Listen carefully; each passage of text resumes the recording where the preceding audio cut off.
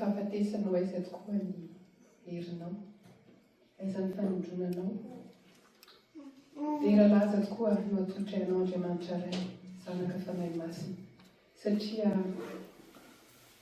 efa nampaherezinao hatrany izahay, efa naka ny toeranay ianao ka maty ny soroanay, indrehetra izahay manatona anao, tia hiaino indray ny hafatra avy aminao, tia hahazo fampaherezana ho an'ny fleuvana eto Montréal, ho an'ny vehivavy, ho an'ny mpanatrika rehetra amin'ny alalan'ny teninao. Raha efa nampaherezana tokoa izahay Jesosy dia aoka hijoro fa efa nahita anao izahay. Mifonany amin'ny tsy fahatamperahana rehetra, azavela izy diso anjara ireo rehetra izay nantsoinao satria ianao no miaona aminay, no manatona anay, dia mitenena araka ny fombanao. Tainao ny mpanomponao izay tondra ny hafatra, aoka tsisy ore, afa-tsy ny teninao irery ihany. Sokafy amin'ny fanahinao masina ny fo saina fanahinay, dia ianao Jesosy tompony no tena fifanitsinay. Dia amin'ny anaranao, Ry Kristy tomponay, no anirina sangatana izany vavaka izany. Amen. Faly miarabantsika rehetra amin'ny anaran'i Jesosy amin'izao fotoana famanginy ny synoda, ilaina synoda, ny fleuvana Montréal izao. Ny teny hampaherezana antsika amin'ity anio ity dia ny teny faneva ny FBL amin'ity taona 2027 ity, dia izay hitantsika ao amin'ny jaona toko faharoapolo, ny andininy fahavalo ambin'ny folo B, ny teny fanevantsika. Ary ny boky ny filazantsara araka ny jaona no boky lesona amin'ity taona ity. Jaona toko faharoapolo, ny andininy fahavalo ambin'ny folo B, hovalikitsika ny andininy fahavalo ambin'ny folo amin'ny anaran'i Jesosy. Dia tonga Maria Magdalena ka nilaza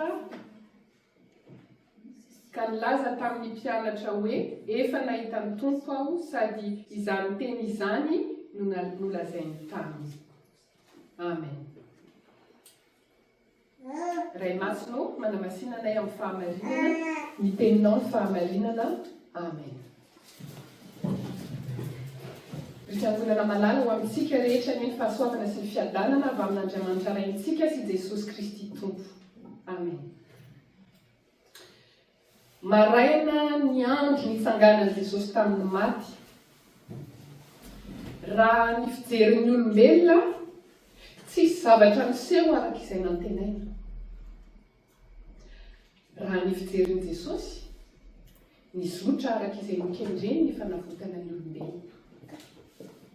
Efa nahita ny Tompo aho, no nataontsika naverina teo fa faneva ny fikambanam-behivavy amin'ity taona ity.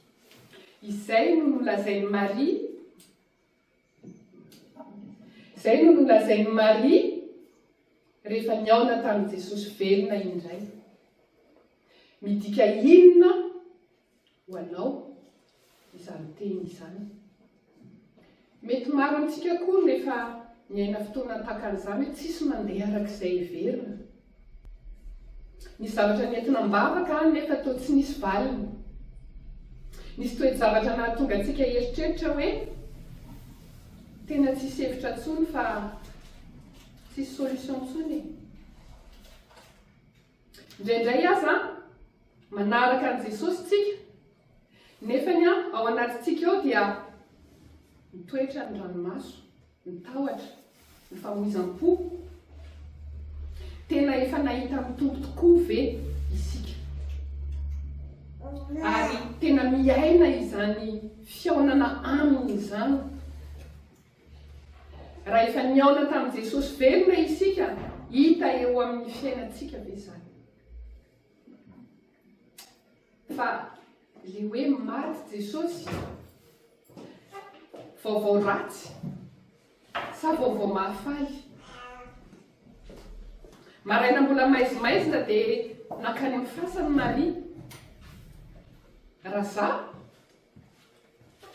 ny teo amin'ny toeran'i Maria, tena tsy nahita tory ny alina.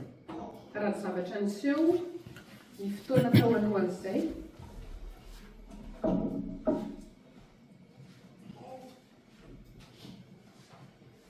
Very-hevitra maro ny zavatra niseho izay tena nampifandrirorivotra ny saina. Mafy izany hoe nahita an'i Jesosy nijaly, nampahoriana ary maty teo amin'ny hazo fijaliana. Ary tsisy azo zavatra natao fa dia mipitrapitra mijery fotsiny, tsy manam-pahefana anao na inona na inona. Impuissant. Jesosy izay nanankinana ny fanantenana rehetra.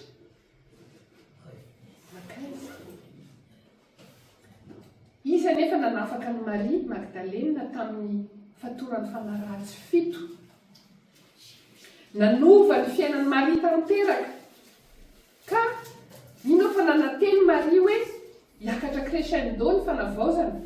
Mety tena isy zava-dalina iseho eo amin'ny fiarahamonina mihitsy, eo amin'ny vahoaka maro izay nanaraka an'i Jesosy, hiova ny zavatra rehetra. Kanjo maty ilay nantenainy. Ary mino koa fa tiany Maria Jesosy satria voavela ny elony-be. Izay voavela eloka be dia mahatsapa tokoa fa tsy mendrika. Anefa nitiavana, anefa navotana. Navela eloka be Maria ka feno fankasitrahana, ka mafy izany miaina ny fahalasan'ny tiana izany. Vitatreo ve? Tohatra ny tapidalakale, rehefa mijery lalindalina nefany fanavaozana no entin'i Jesosy. Ay, andro vaovao. Itorany voalohan'ny herinandro. Izao na dia mampiseho dialisme ohatran'izany ao amin'ny filazantsarany. Manindry fa tena miavaka tokoa ny miaraka aminy, miaraka amin'i Jesosy, sy ny tsy miaraka aminy. Ilay vita teo amin'ny hazo fijaliana, fa raha mieritreritsika olombelona, fa eo no manomboka indray ny fiainam-baovao izay entin'i Jesosy. Fahariana indray, tsy fin fa début d'une nouvelle ère. Vita ilay tsisy fanantenana tsony. Rehefa fatesanao, aiza moa ny herinao? Ny vato voaisitra dia maneho fa ilay vato tsy ahiakodia, nivakitsika eto amin'ny filazantsara teo hoe niady hevitra ny vehivavy ahoana ary no analana ny vato io, efa nisy nanala. Ny fasana bambangona tsy vaovao ratsy fa filazantsara. Ho antsika koa ny vatobe, ny fahotana nanasaraka antsika tamin'Andriamanitra, efa nisy nanala. No esory ny fandresen'i Jesosy ary tsy vaovao ratsy. Ny fasana foana fa midika fandresena. Fandresena ny fahafatesana. Fa zao, za ve, so dia mbola mijany ao am-pasana. No avozin'i Jesosy ny fifandraisana teo amin'ny Maria sy izy. Maria nahita n'ireo zavatra rehetra mahatalanjona teo. Tenentsika teo fa mety tena niady saina izy ary raha tonga tany am-pasana izy tena very fanantenana. fa nahita nefa izy fa nakodiny vato, nahita nefa izy fa foana ny fasana, kanefa izao nijanona ny tomany teo izy.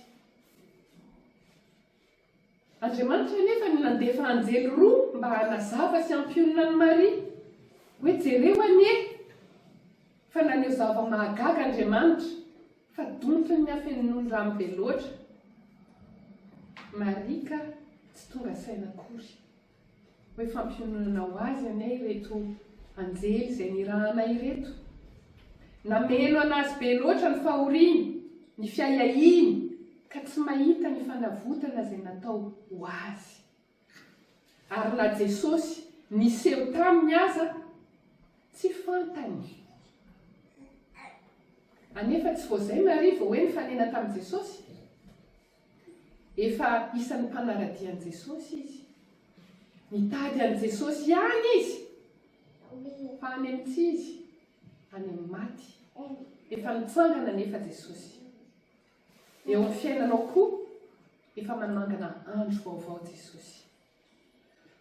Efa manomana valim-bavaka izy fa indraindray tsy hitanao akory satria ianao mamikitra ny tomany sy ny famoizam-po. Andro vaovao, andro nitsanganan'i Jesosy, andro voalohany amin'ny herinandro no avaozina ny zavatra rehetra. Efa vita ny fandresena, efa voakidia ny vato, efa resy ny fahafatesany. Fa isika sao dia ohatran'i Maria mijanona eo ampasana dia eo no mitomany. Tsy miaina ny fitsanganan'i Jesosy amin'ny maty. Tsy manana toky sy fanantenana. Tsy zavatra na olona no antenaina fa Jesosy no fanantenana. Satria efa vita teo amin'ny azo fijaliana ny fandresena. Sao ohatran'i Maria any amin'ny tsy izy no mitady an'i Jesosy, any amin'ny vola, any amin'ny relation, any amin'ny sentrosentry nafinaritra amin'ny taloha. Tsy fahazarana miambina fotsiny no ilaina.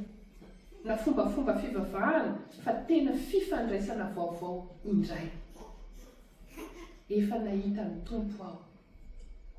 Mety efa nalala an'i Jesosy ianao taloha na niaraka amin'i Jesosy fa tsy nahita azy tahaka amin'ny Maria.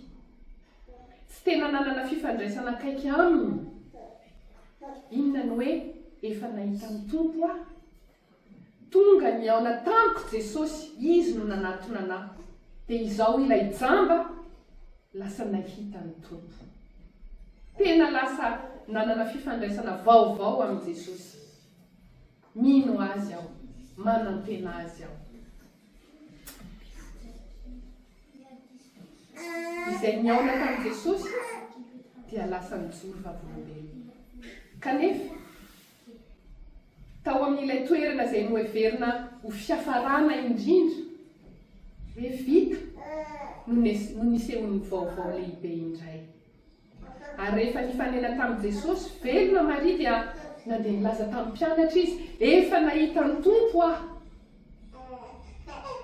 Izy no lasa vavolombelona voalohany nilaza fa velona Jesosy.